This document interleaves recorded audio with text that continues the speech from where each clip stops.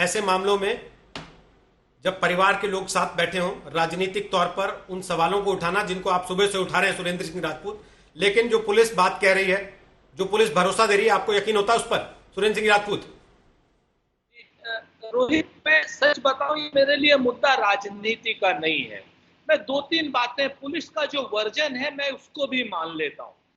Police के version में यह है कि नाबालिग गाड़ी चला रहा था। मान लीजिए नाबालिग गाड़ी चला रहा था, तो क्या दोषी अपराध से मुक्त हो जाते हैं? क्या वो लड़की मरने से बच जाती है? सच बात यह है कि कहते हैं ना कि रास्ते को भी दोष दे और आंखें भी कर लाल। चप्पल में जो कील है पहले उसे निकाल। उन लड़कों की हिम्मत कैसे हुई इस बच्ची के साथ छेड़खानी करने की, जबकि चाचा और उसका भाई उनके साथ था? कानून का इकबाल कहां है? एक बात। दूसरी बात, पुलिस हमेशा इस तरीके के वर्जन देती है। पुलिस आज ये नहीं कह रही है कि वो बच्ची एक्सपायर कर गई, पुलिस ये कह रही है कि नाबालिग गाड़ी चला रहा था।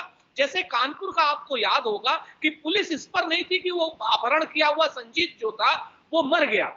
वो पुलिस ये कह रही थी कि नोट जो 35 लाख रुपए थे वो नोट नहीं दिए गए थे, वो क्या नाम रुपए कहां से लाए थे, ये लोगों ने कौन सा मकान बेचा था। इस तरीके की तमाम वो चीजों में पुलिस उलझा रही थी। और भारतीय जनता पार्टी और सत्ता पक्ष के प्रवक्ता जो पुलिस के प्रवक्ता बन जाते हैं वो इस बात को कह रहे थे। मेरा बड़ा स्पष्ट मानना है, बगैर किसी राजनीति के, कि इस घटना का गहन विश्लेषण होना चाहिए।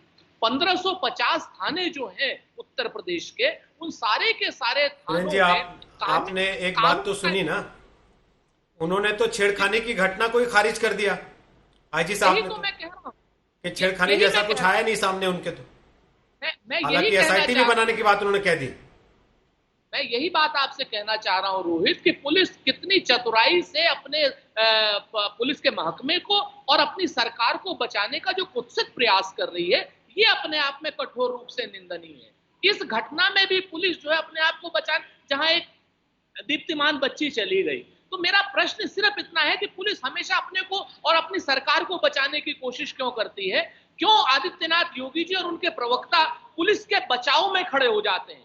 मेरा तो कहना यह है कि भाजपा के प्रवक्ताओं को जनता के साथ खड़ा होना चाहिए, हमारे साथ खड़ा होना चाहिए और मांग करनी चाहिए कि दोषी पुलिस वाले जो जहां पर थानों में कानून का नहीं भाजपा का राज चल रहा है, कानून का नहीं अपराधियों का राज चल रहा है, उन थाने के जो अभी थानेदार है उनको सस्पेंड किया जाए। अभी सुरेंद्र जी, आप भी आप सरकारें चला चुके हैं, चला रहे हैं, आगे भी मौका मिलेगा तो चलाएंगे। आप बखूबी जानते हैं पुलिस जिसकी सरकार होती है वो किसकी भाषा बोलती है।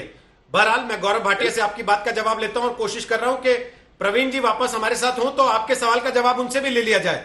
लेकिन उसके पहले, गौरव भाटिया, अकेला मामला नहीं है, सवाल इसलिए उठ रहे हैं, वन ऑफ केस होता तो शायद लोग इस बात को मान लेते कि नहीं नहीं ठीक है, ऐसा हो जाता है कभी कभार, लेकिन हर दिन अगर ऐसी घटनाएं सुर्खियां बटोरेंगी तो सवाल तो उठेंगे ना।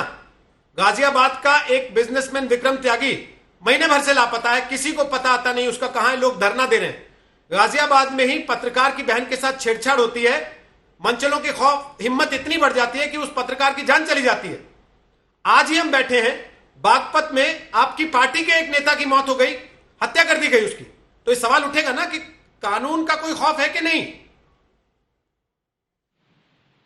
बिल्कुल रोहित जी, सबसे तो मैं जो शोकलिप्त परिवार है और हमारे प्रदेश की बच्ची थी, देश की बच्ची थी, मैं संवेदनाएं प्रकट करता हूं भारतीय जनता पार्टी की तरफ से।